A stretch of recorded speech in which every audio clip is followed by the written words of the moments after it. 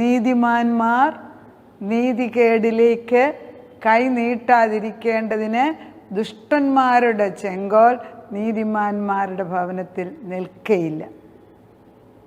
ദൈവമാണ് എൻ്റെ അവകാശത്തിൻ്റെ ഓഹരി. യഹോവ എൻ്റെ അവകാശത്തിൻ്റെ ഓഹരി.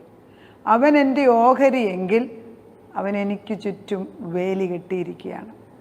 ദൈവത്തിൻ്റെ പരിശുദ്ധാത്മാവ് യുദ്ധം യഹോവയ്ക്കുള്ളത് എന്ന് പറയുമ്പോൾ ദൈവത്തിൻ്റെ മക്കളെ സൂക്ഷിക്കേണ്ടത് ദൈവത്തിൻ്റെ ചുമതലയാണ്. നമ്മൾ നിരന്തരം മക്കളെ ദൈവത്തിനെ ഏൽപ്പിക്കുക. അവൻ വിശ്വസ്തൻ തന്നെ.